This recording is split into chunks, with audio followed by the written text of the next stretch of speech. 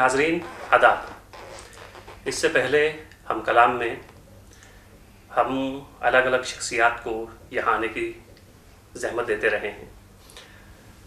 اب ہم ایک ریختہ کے پلیٹ فارم سے ایک نیا سلسلہ شروع کرنے جا رہے ہیں کہ کسی خاص شخصیت کو ہم یہاں آنے کی دعوت دیں اور پھر ان پہ کسی اور شخصیت پہ گفتگو ہو۔ ناظرین، یہ 2014 ہے اور 1914 میں اردو فکشن کے نہایت ہی اہم نام کرشن چندر کی پیدائش ہوئی، یعنی پورے 100 سال۔ اس سے پہلے ہم دیکھ چکے ہیں کہ منٹو اور منٹو کے بعد میرا جی، ان کی جو جشن منایا گیا، ان کی صدی منائی گئی، وہ ساری دنیا میں اردو کے حوالے سے، ہندی میں اور ساری دنیا میں اور رسائل میں خاص طور سے اس کا چرچا رہا، اس کا ذکر رہا۔ لیکن یہ 2014 ہے اور کرشن چندر کی سینیٹری ہے۔ ہم دیکھتے ہیں کہ بہت کم گفتگو کرشن چندر کے حوالے سے ہوئی، بہت کم سیمینار ہوئے۔ اس کی کیا وجہ ہے یہ ہم جانیں گے اردو کے نہایت ہی اہم نام محترم شمیم حنفی صاحب سے۔ شمیم صاحب، جی جناب۔ کرشن چندر ایک وہ زمانہ جب کرشن چندر کو بہت زیادہ لوگ، سب سے زیادہ کرشن چندر کو ایک زمانے میں پڑھتے تھے، اور پھر آہستہ آہستہ ہماری تنقید نے یہ کہہ کے کرشن چندر کو رد کیا کہ کرشن چندر کی کہانیاں رومان سے شروع ہوتی ہیں، رومان پہ ختم ہو جاتی ہیں، اور پھر اس پہ اتنی گفتگو نہیں ہوئی۔ اس کی کیا وجہ رہی سر؟ دیکھیے زمرد صاحب، معاملہ یہ ہے کہ انسانی بصیرت اور انسانی حافظہ دونوں کا پورا عمل جو ہے بہت پیچیدہ ہوتا ہے۔ کرشن چندر کے ساتھ معاملہ یہ ہوا کہ ایک وہ دن بھی تھے جب انہیں ایشیا کا سب سے بڑا افسانہ نگار 20ویں صدی میں ان کی کہانیاں چھپتی تھیں، اس کے نام کے ساتھ ہی لکھا جاتا تھا ایشیا کے سب سے بڑے افسانہ نگار کی کہانیاں۔ میں تو اس زمانے میں اسکول میں پڑھتا تھا اور پھر ظاہر ہے کہ اسکول سے نکل کے یونیورسٹی میں پہنچا۔ ہم سب کی آپ بیتی میں کرشن چندر سب سے پہلے داخل ہوئے افسانہ نگاروں میں، اس لیے کہ جیسے نوجوانی کے جذبات جو ہوتے ہیں، جو ایک خاص طرح کا آئیڈیلزم ہوتا ہے، رومانٹسزم ہوتا ہے، ایک تخیل پرستی، خواب پرستی، رومان پرستی، فطرت کا حسن، انسان کا حسن، تو یہ ساری چیزیں، اس کی تشفی ہماری جو پیاس تھی، کہنا چاہیے کہ کرشن چندر کی کہانیوں سے اور ان کی تحریروں جس طرح ہوتی تھی اس زمانے میں اور کسی افسانہ نگار کے ذریعے نہیں ہوتی تھی۔ ظاہر ہے کہ 4 نام فوراً کرشن چندر کے ساتھ ذہن میں آتے ہیں: کرشن چندر، بیدی، عصمت اور منٹو۔ ان سب کے سروں پر سایہ ہے پریم چند، اور یہ 4 کہہ لیجیے ستون ہیں۔ گرچہ مجھے ان 4 کے علاوہ بھی کچھ افسانہ نگار ہیں جو بہت اچھے لگتے ہیں، بلکہ ان سے کم اچھے نہیں لگتے، جیسے غلام عباس مثال کے طور پر۔ تو ظاہر ہے کہ مجھے کرشن چندر کے مقابلے ان کی کہانیاں یا عصمت کے مقابلے ان کی کہانیاں مجھے زیادہ پسند ہیں۔ لیکن کرشن چندر کا معاملہ یہ رہا کہ کرشن چندر کی رومانٹسزم نے جہاں ان کو مقبول بہت بنایا ایک زمانے میں، وہیں ایسا بھی لگا کہ جیسے ایک ایسا نشہ تھا جو جلدی اترنے لگا۔ مجھے یاد ہے اس زمانے میں BA میں پڑھتا تھا الہ آباد یونیورسٹی میں، ایک بار کرشن چندر کا ادھر سے گزر ہوا۔ میرے استاد تھے ڈاکٹر اعجاز حسین، صدر شعبہ تھے اردو کے۔ انہوں نے کہا بھائی اتنی جلدی کرشن چندر کل آ رہے ہیں ڈپارٹمنٹ، ہم کوئی جلسہ تو بہت بڑا نہیں کریں گے، لیکن ہم چاہتے ہیں طالب علموں کی ان سے بات چیت ہو۔ اس کا بھی اچھا طریقہ یہ ہوگا کہ میرے ذمہ انہوں نے یہ کام کیا کہ میں ان سے بات چیت کروں، اور باقی کلاس جیسے ہوتی ہے اس میں لڑکے جتنے ہیں طالب علم BA کے MA کے طلبہ، وہ بیٹھیں گے اور وہ ساری گفتگو کو ایک طریقے سے وٹنس کریں گے، دیکھیں گے وہ۔ چنانچہ میں نے کرشن چندر کو دیکھا، میرے تو دماغ صاحب آسمان پر پہنچ گیا یہ سوچ کے کہ کرشن چندر جیسا آدمی جس کو ہم اس قدر پسند کرتے تھے، گویا کہ کبھی کبھی سوچتے تھے کہ رومانی خط کا اگر ہمیں اپنے محبوب کو لکھنا ہوا تو کرشن چندر اس کے لیے ایک ہمارے رول ماڈل بنیں گے اور ان کی تحریر سے ہم کچھ نہ کچھ سیکھیں گے۔ کرشن چندر آئے، ان کے ساتھ ان کی بہن سرلا دیوی بھی تھیں، چھوٹی بہن ان کی، جو بعد میں میرے دوست ہیں ریوزی سنن شرما، ان کی بیوی بعد میں بنی، اور ظاہر ہے کہ سرلا جی خود بہت اچھے افسانہ نگار تھیں۔ ان کا انتقال ایک ایکسیڈنٹ میں بہت جلدی ہو گیا تھا، اب تو ان کے پوتے ہوتے ہیں، ان کی شادیوں میں شریک ہوا۔ کرشن چندر کو پہلی بار میں نے اس موقع پر دیکھا، کیا پرکشش شخصیت تھی اس آدمی کی، بہت ہی کہنا چاہیے کہ باقاعدہ سوٹ پہنے ہوئے، اور ظاہر ہے کہ وہ رانچی جا رہے تھے اپنی ایک بیٹی کی علاج کے سلسلے میں. ان کی ایک بیٹی وہاں پر تھی, شفا خانے میں داخل تھی, مینٹل ہاسپٹل میں. غالباً اسی سلسلے میں کچھ جا رہے تھے وہ لوگ. ان سے باتیں ہوئی. شخصیت بھی ان کی مجھے اتنی ہی رومانی اور دلچسپ لگی کریم چندر کی. اور یہ معلوم ہوا کہ صاحب یہ ایک عجیب و غریب کشش ہے اس آدمی میں. شکل صورت کے بہت اچھے تھے اور ظاہر کی بات چیت بہت اچھی کرتے تھے. کوئی ایک سادگی تھی ان کی طبیعت میں. طالب علموں کو بعد میں انہوں نے گھر سے مجھے خوشی, میرے خیال میں یہ بھی تھا کہ طالب علموں کو خوش کرو. انہوں نے کہا بھائی میں نے سنا تھا کہ اس یونیورسٹی کا معیار بہت بلند ہے اور یہاں سوالات بڑے مشکل کیے جاتے ہیں. اس کا اندازہ مجھے ہو گیا یہاں, اور یہ سب تھا. تو کریم چندر اس زمانے میں مجھے پر نہیں, ہر نوجوان پر ان کا نشہ طاری تھا. یعنی منٹو, بیدی, عصمت کے مقابلے میں کریم چندر بہت زیادہ مقبول تھے. اور ظاہر ہے کہ لیکن اس طرح کی مقبول, جیسے شاعروں میں اس وقت سب سے مقبول ہمارا شاعر جو تھا, اتفاق سے انہیں بھی دیکھنے کا اور قریب سے دیکھنے کا اور ملنے کا مجھے موقع ملا, ساحل الدیانوی تھے. ساحر کا کوئی جواب نہیں تھا. اچھا مجھے اب بھی اچھی لگتی ہے کریم چندر کی تحریریں, بھی اب بھی اچھی لگتی ہیں, ایسا نہیں کہ نہیں. لیکن کریم چندر کی تحریروں میں اکثریت ان تحریروں کی تھی جن کا نشہ بہت جلدی اتر گیا, بہت دیر تک نہیں رہا. ظاہر ہے کہ کریم چندر نے بہت لکھا. غالباً وہ فل ٹائمر تھے لٹریچر میں, ایک طریقے سے لکھنا ہی ان کا ذریعہ معاش بھی تھا. تو ظاہر ہے کہ وہ جس طریقے سے لکھتے تھے بھی, ناول پر ناول, افسانے پر افسانہ, طنز بھی لکھ رہے ہیں, صحافت بھی ہے, یعنی مضامین بھی لکھ رہے ہیں, اور فلموں کی کہانیاں بھی لکھ رہے ہیں. فلمی دنیا پر ایک ناول بھی انہوں نے لکھا بہت عمدہ, 52 پتے, جس کا ذکر کم لوگ کرتے ہیں, تو بہت اچھا ناول ہے. تو اس طرح میرا خیال ہے کہ کریم چندر کا معاملہ یہ تھا. لیکن ادب میں دیر پائی بہت بڑی چیز ہوتی ہے جو ہر ایک کے حصے میں نہیں آتی. ظاہر ہے کہ منٹو کو مل گئی وہ, کریم چندر کو. لیکن سر رومانٹسزم, رومانیت, جسے ہم کہہ کے کرشن چندر کو رد کرتے ہیں, کیا سر کہیں ایسا نہیں لگتا کہ اردو والوں نے یا ہمیں رومانٹسزم کو رومانیت کو سمجھنے میں بھی غلطی کی؟ دیکھیے اس کی وجہ سے ہم ان کی تحریروں کو رد کرتے ہیں. اگر رومانٹسزم کے ساتھ اچھا سر, اگر رومانیت ہم تلاش کرنا چاہیں تو وہ جو سب سے بڑے مخالف ہوں گے رومانیت کے, ان کے ہاں بھی مل جائے گی ہمیں. تو پھر کیا وجہ ہے کہ صرف یہ لیبل لگا کے ہم انہیں رد کر دیتے ہیں؟ رومانیت ایک بہت ہی وسیع اصطلاح ہے. رومانیت کے معنی عشق و محبت نہیں ہے جو ایک عام غلط جو ہم نے لے رکھے. اور دوسری چیز یہ ہے کہ رومانیت کے بغیر تو جدیدیت, آپ کی ماڈرنٹی جو ہے اسی کے بدل سے نکلی. یعنی جہاں تخیل آپ کا پوری طرح سے آزاد ہو اور یہ ساری چیزیں ہوں. لیکن میرا خیال ہے کہ کریم چندر کو میں تو رد نہیں کرتا ان کو. میرا اب بھی خیال ہے کہ ان کا بہت زبردست رول رہا ہے اردو کہانی کو قائم کرنے میں, اور اردو فکشن کا جو پورا عہد بنا ہے. ظاہر ہے کہ اب وہ طاقت نہیں تھی جو منٹو کے ہاں ہے اب بھی. لیکن یہ کہ کریم چندر نے جس طریقے سے پورے عہد کو متاثر کیا, ایک نشہ سے طاری ہوتا تھا. اور لوگوں کو کریم چندر کو پڑھ کر کے, لڑکیوں میں بہت مقبول تھے کریم چندر. جیسے مجاز کی شاعری, اب کیا وجہ ہے کہ مجاز کی شاعری کے مقابلے میں راشد کی شاعری میں مغز زیادہ ہے, میرا جی کے ہاں زیادہ ہے, فیض کے ہاں زیادہ ہے. لیکن مجاز زمانے میں جو مقبولیت ملی تھی اس کا کوئی جواب نہیں. یہی صورتحال ساحر کی رہی. ساحر کو پسند کرنے والے فوجی چوکیوں میں کام کرنے والے, ان کے نام سے فوجی چوکی کا نام بھی رکھا گیا ہے کشمیر کی طرف کہیں ادھر ہی. اور ظاہر کہ بہت مقبول تھے یہ. تو کریم چندر کا معاملہ یہ رہا. تو رومانٹسزم اپنے آپ میں بری چیز نہیں, لیکن مسئلہ یہ ہے کہ آپ کی رسائی کہاں تک ہوتی ہے. لیئرز ہوتی ہیں, سطحیں ہوتی ہیں. تو رومانیت کی ایک سطح وہ بھی ہے جو آپ کو اقبال کے یہاں ملتی, وہ بھی رومانٹسزم ہے. آپ کو رومانیت کی ایک سطح وہ بھی ہے جو حقیقت پسندی کے باوجود پریم چند کے یہاں ملتی. لیکن یہ کہ کریم چندر کی رومانیت جو تھی اس میں میرے خیال میں گہرائی کی بلا شبہ کمی تھی. اور ہمیں کچھ سمجھنے میں کچھ ایسا نہیں, غلطی دونوں طرف سے ہوئی, ایسی بات نہیں ہے. کیونکہ ورنہ یہ کہ بڑا لٹریچر جو ہوتا ہے اس میں رومانیت کے علاوہ بھی کچھ ہوتا ہے, اور بھی بہت سی چیزیں ہوتی ہیں. کیا وجہ ہے کہ منٹو کو, بیدی کو, عصمت کو, غلام عباس کو, حیات اللہ انصاری کو, ممتاز مفتی کو, اس زمانے کے جتنے بڑے لکھنے والے ہیں آپ سب کو سامنے آپ رکھیں, لیکن کیا وجہ ہے کہ منٹو اس میں ایسا لگتا ہے کہ پریم چند سے لے کر کے اور منٹو کے معاصرین تک جتنے افسانے نگار ہیں ان سب کو عبور کرتا ہوا سب کے اوپر آ گیا. کیوں آ گیا؟ تو کوئی بات تو تھی. تو کریم چندر کے ہاں, لیکن کریم چندر کے ہاں جس چیز نے ان کو نقصان پہنچایا میرا خیال ہے وہ رومانیت کے ساتھ ساتھ ان کے ہاں ایک طرح کی تھوڑی سی سہل پسندی, اور کچھ یہ تھا کہ زیادہ لکھا انہوں نے, بسیار نویسی. اب یہ بھی تھی مجبوری کہ کریم چندر کو زیادہ لکھنا تھا, ابھی کیا کرتے وہ.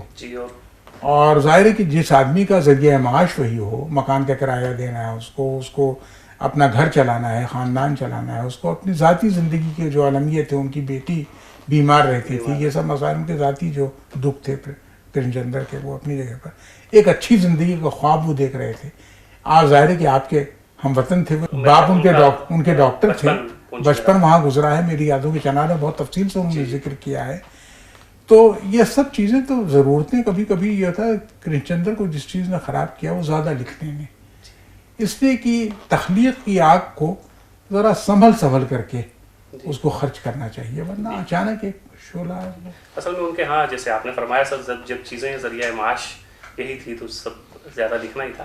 لیکن ان کے ہاں سر پھر بھی ہم دیکھتے ہیں کہ 55 اور 60 تک ان کے ہاں اچھا ادب ہمیں ملتا ہے. دیکھیے ان کے یہاں جو بات تو اس لیے نہیں ہوتی، کرن چندر کا جو پورا کہنا چاہیے کارپس ہے بہت زبردست ہے. وہ مثلا کہ مجھے ان کی طنزیہ تحریریں بہت پسند ہیں. طنزیہ تحریریں ان کی جو کہنا چاہیے گدھے کے سرگزشت، گدھے کی واپسی، گدھا نیفا میں، اور اس طرح کے جو مضامین بھی انہوں نے لکھے کرن چندر نے بڑے غیر معمولی ہیں وہ. اور ان کا سینس آف وٹ، ان کا ہیومر ان کا بہت زبردست تھا، جو ظاہر کہ غالباً کے معاصرین میں آپ کو کسی کے یہاں نہیں ملتا. اس پر بھی بات کم ہوتی ہے.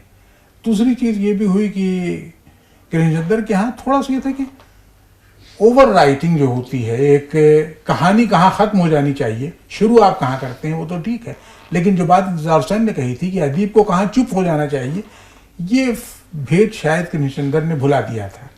کبھی کبھی میں کہانی پڑھتا ہوں ان کی تو مجھے یہ لگتا ہے کہ کہانی تو ختم ہو گئی، لیکن کرن چندر کا قلم کیوں نہیں رک رہا ہے. بعد میں ایک تقریر جوڑ دیتے ہیں. آپ نے دیکھا ہوگا ساریاں ان کی جو کہانیاں ہیں، مہالکشمی کا پل ہے، یا اور اس طرح دادا پل کے بچے ہے، اور اس طرح کے ناولٹس بھی ہیں ان کے، وہ کہانیاں ان سب میں آپ دیکھیں گے تو کہیں کہیں ایسا لگتا ہے کہ کرن چندر کو جہاں چپ ہو جانا چاہیے تھا وہاں وہ آگے ہی بڑھتے چلے. لیکن سر حسن عسکری نے ان پہ ایک بہت اچھا مضمون لکھا ہے. وہ ان کی ایک کہانی 2 فرلانگ لمبی سڑک کو تو ظاہر ہے لیکن انہوں نے زندگی کے موڑ پہ انہوں نے کہا ہے کہ اس سے اچھا اختتام، اس سے عظیم الشان اختتام اردو کی کسی کہانی کا بھی نہیں. دیکھیے زندگی کے موڑ پر، گرجن کی ایک شام اور بالکونی، یہ 3 جو لمبی کہانیاں ہیں کرن چندر کی، میرا بھی خیال ہے اردو میں ایسی کہانیاں نہیں لکھی گئیں. اور عسکری صاحب نے بہت تعریف کی ہے 2 فرلانگ لمبی سڑک، بہت تعریف کی ہے انہوں نے، اور یہ کہا کہ اردو کی سب سے اچھی کہانیوں میں ہے. اسی کے ساتھ ساتھ ممتاز شیری نے جو فسادات کے افسانے مرتب کیے، اس میں کرن چندر کی کہانی پشاور ایکسپریس رکھی. اب پشاور ایکسپریس ان کو پسند تھی، لیکن پشاور ایکسپریس کو بہت سے لوگ ایک کمزور کہانی سمجھتے ہیں. میں بھی اس کو کمزور کہانی سمجھتا ہوں. میرا خیال ہے اس میں جذباتیت بہت ہے، ایک بہت ہی ایک قسم کا رومانٹک ایک سینٹیمنٹلزم بہت زیادہ بڑھ گئی ہے اس میں، اس کہانی میں. تو یہ چیزیں رہی ہیں. لیکن یہ سب چیزیں ہیں سر. آپ میرا جی پہ آپ کی ابھی ایک کتاب آئی ہے، منٹو پہ آپ کی کتاب آئی ہے، اور ابھی ان کی صدی منائی گئی ہیں. کرشن چندر پہ اس قدر خاموشی کیوں؟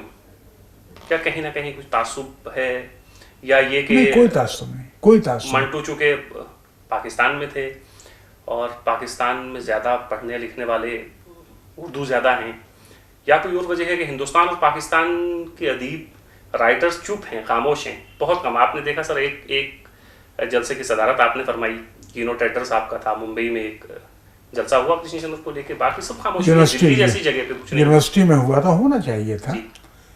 لیکن ایک بات منٹو پہ ظاہر ہے، منٹو ہمارا سب سے بڑا کہانیکار ہے جیسے آپ نے اپنی کتاب میں لکھا بھی ہے، لیکن منٹو پہ بہت زیادہ بات ہوئی اور ہونی بھی چاہیے.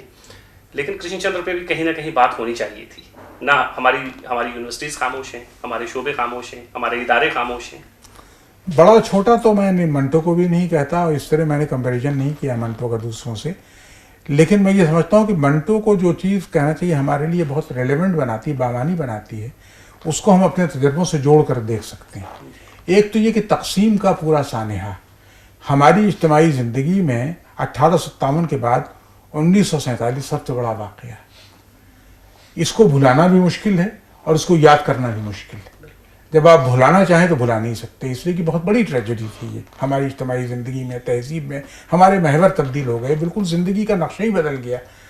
اور اسی کے ساتھ ساتھ اس پر بحث کرنا بھی بہت خطرناک ہے، اس لیے کہ اتنے گوشے، اتنے منٹو کی طاقت یہ ہے کہ اس نے اس پورے واقعے کو جس طریقے سے دیکھا اس کے معاصرین میں کوئی اور نہیں دیکھ سکتا. بیدی کے یہاں ایک آدھ کہانی ملتی، لاجونتی مثلا بیدی کی کہانی، لیکن اس کے علاوہ آپ کو وہ عظمت جو منٹو کی کہانیوں میں، منٹو کے ہاں تو 1 درجن زیادہ کہانیاں ہیں. گربخش سنگھ کی وصیت ہے، ٹیٹوال کا کتا ہے، رام کھلاون ہے، موزیل ہے، اور اس کے علاوہ ٹھنڈا گوشت ہے، اور بہت سی کہانیاں، کھولدو ہے. اور آپ ایک پر دیکھتے چلے جائیں تو ایک غیر معمولی طور پر منٹو کے ہاں جو آپ کو ملتی ہیں. تو یہ تو ایک عجیب و غریب چیز ہے. منٹو تو ایک فنامنن عجیب ہے. کم عمر اس نے پائی، 43 سال کی اس نے عمر پائی، اور ظاہر ہے کہ اس میں اس نے ظاہر ہے کہ اس کا لکھنا اس کی بھی ضرورت تھی. اس نے بہت خراب لکھا ہے، منٹو نے بہت برا بھی لکھا ہے، لیکن اس نے اچھا جیسا لکھ دیا وہ غیر معمولی. تو یہ تو ایک بہت دوسری بات ہے.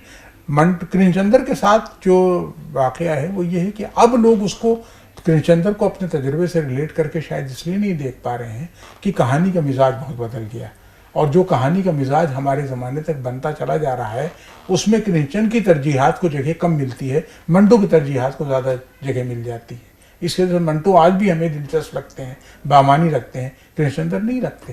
لیکن کریم چندر کے رول کو نظر انداز کرنے کے کوئی معنی نہیں ہے. اور میرا اب بھی خیال یہی کہ کریم چندر نے چھوٹی چھوٹی کتابیں ان کی، چڑیوں کے الف لیلا، الٹا درخت، جو بچوں کے لیے انہوں نے لکھی. یہ جیسے گدھا سیریز کی ان کی 3 کتابیں، ایک گدھا نفامی، گدھے کی واپسی، اور گدھے کے سرگزشت.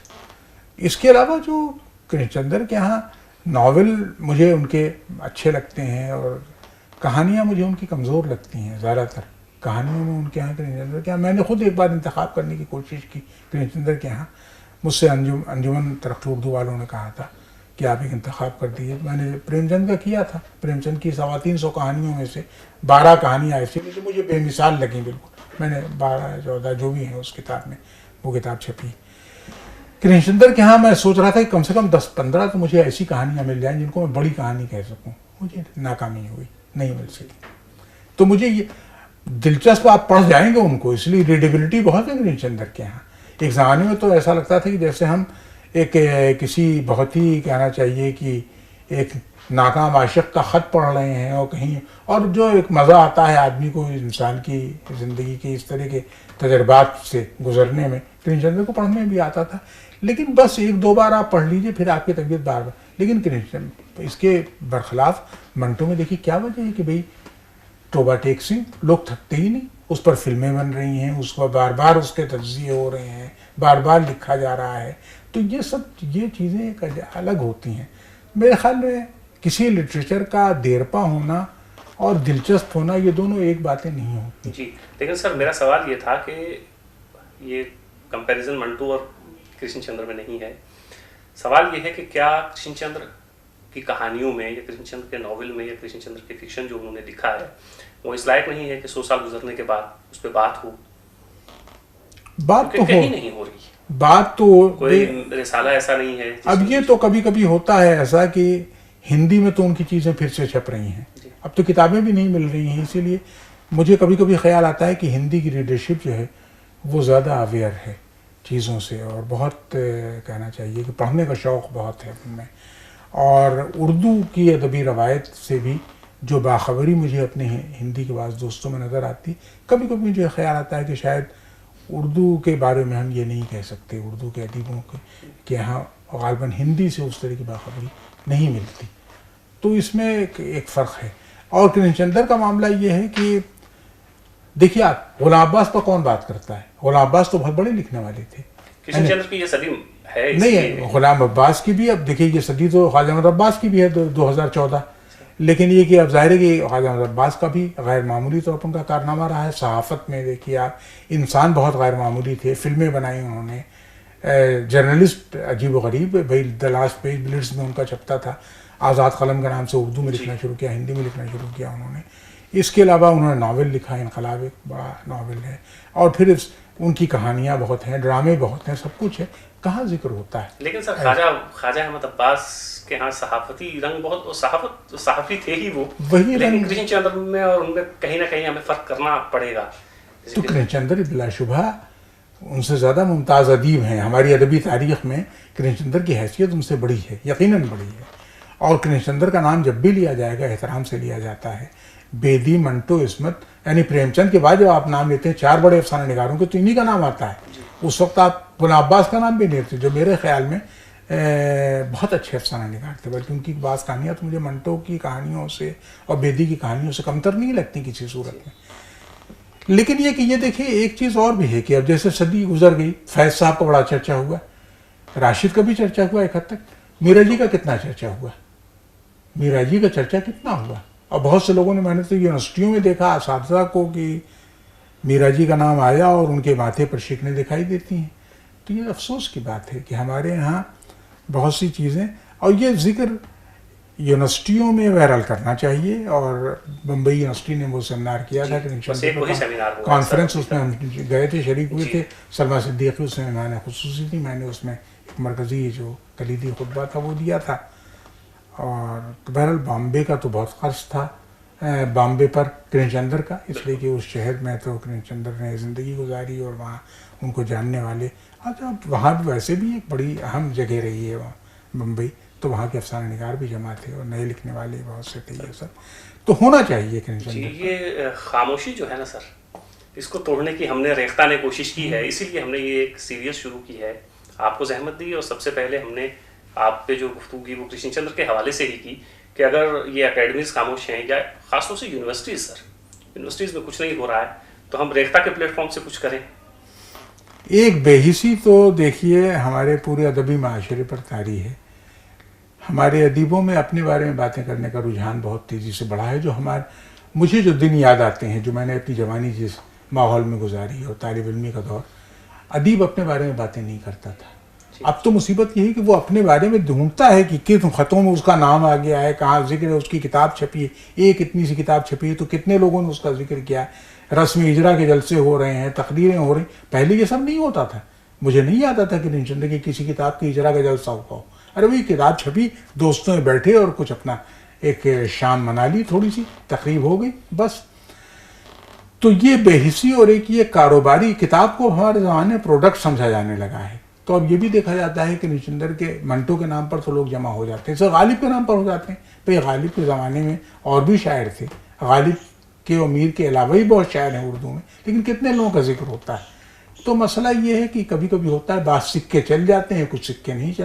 فیض صاحب نے کسی سے کہا بھی تھا، کسی نے ان سے کہا تو کہا بھائی ہم سب نے دکانیں لگائیں، ہماری دکان چل گئی اتفاق سے. تو یہ ہے. لیکن اب میں تو نہیں سمجھتا کہ میرا جی اپنے زمانے کے شاعروں میں کسی لحاظ سے اس لائق نہیں تھے کہ ان پر گفتگو کی جائے، لیکن کتنے لوگوں نے کی. میرا جی پر ایک سیمینار ہوا، میں نے کہاں شرکت کی، نیو یارک میں ہوا، یعنی وہاں پر ہر غیر باب ذوق والوں نے میرا جی پر ایک جلسہ کیا اور وہاں ظاہر کے لوگ جمع ہوئے اور یہ سب ہوا. تو یہ سارا باقی یہاں ظاہر ہے کہ مجھے نہیں معلوم کہ یہاں کسی یہاں بہت کم ہے. ایک آخری سوال سر، جی میرا جی پہ یہاں گفتگو کم ہوئی، لیکن میرا جی پہ آپ کی کتاب آئی، کرشن چندر پہ گفتگو نہیں ہو رہی ہے، تو کیا ہم امید رکھیں، ہماری نگاہیں آپ کی طرف، آپ ہی جیسے نہیں. میرا جی چاہتا، دیکھیں میں عمر کی جس منزل پر ہوں زمرد صاحب، اس میں تھوڑی سی وقت کی ریشننگ شروع کر دینی پڑتی ہے آدمی مجبوری طور پر. میرے حصے کی زندگی جو ہے اس کا بیشتر حصہ میں گزار چکا ہوں. اب میں جو کچھ کر رہا ہوں اس میں ظاہر ہے کہ میں نے ناتمام میرے منصوبے ہیں وہ کسی طریقے سے اگر میں پورے کر لوں تو وہی بہت ہے. تو اب تو کبھی کبھی میں چھوڑتا ہوں کہ کوئی نئی قمیض بھی میرے لیے خرید کے لاتا ہے، میری بیوی لے آتی ہے، بچے لے آتے ہیں، تو میں کہتا ہوں مجھے شاید ضرورت اب اس کی نہیں ہے، اس لیے کہ میرے پاس جو کپڑے ہیں وہ کافی ہیں میرے لیے. تو میں نہیں سمجھ سکتا کہ میں جتنا جی میرا چاہتا ہے کہ میرا تو جی چاہتا ہے وہ سارے لوگ جن سے میں نے محبت کی ان سب کا ذکر میں کرتا رہوں اور لوگ ملیں. آپ نے بہرحال کرن چندر پہ گفتگو کی، میں آپ کا شکر گزار ہوں کہ چلیے ایک بہانہ مل گیا، موقع مل گیا ان پر باتیں کرنے کا. لیکن دیکھیے خدا نے اگر توفیق مجھے دی اور مجھے وقت مل سکا اور کچھ مجھے دوسرے کام جو میں کر رہا ہوں جو ابھی ادھورے پڑے ہیں وہ اگر میں نے پورے کر لیے تو کیا عجب کہ میں کرن چندر پر بھی کچھ کروں. اس ملاقات کا جو کرن چندر سے اس کا احوال تو میں نے لکھا تھا اور یہ اسی زمانے میں شاید، لیکن تب میں BA کا طالب علم تھا اس وقت. ظاہر کہ اس واقعے کو سمجھیے، یہ واقعہ ہے 1957 وغیرہ کا، 1957 کا، آپ کی پیدائش سے بہت پہلے کی بات ہوگی یہ تو 1957 کا یہ واقعہ ہے جب میں کرن چندر کو میں نے پہلی 57 ہی کا واقعہ ہے. اور پہلی ملاقات میں انٹرویو جو ان سے وہ تو میرے استاد بہرحال جو تھے ڈاکٹر اعجاز حسین، ان کی نوازش کی وجہ سے ہوا تھا الہ آباد یونیورسٹی. وہ شعبہ اردو میں آئے تھے, کوئی مجھ سے ملاقات کا کوئی وہ سوال ہی نہیں تھا اگر میرے اساتذہ نہ چاہتے تو یہ ہو گیا تھا. ناظرین, یہ تھے شمیم حنفی صاحب. ہم امید کرتے ہیں کہ کچھ نہ کچھ اس سال ہمیں کرشن چندر پہ شمیم حنفی صاحب کے قلم سے پڑھنے کو ملے گا, کیونکہ منٹو پہ ابھی حال ہی میں ان کی کتاب آئی ہے, میرا جی پہ ان کی کتاب آئی ہے, اور ہم امید کرتے ہیں اردو کا ہر قاری, یہ اردو کا ہر سنجیدہ قاری یہ ضرور چاہے گا کہ شمیم صاحب کرشن چندر پہ کچھ نہ کچھ لکھیں. ہماری یہ کوشش آگے بھی جاری رہے گی کہ ہم شمیم صاحب سے اور شخصیات پہ بھی اسی طرح گفتگو کریں. شمیم صاحب, آپ کا بہت بہت شکریہ. بہت شکریہ, آپ کا بہت شکریہ.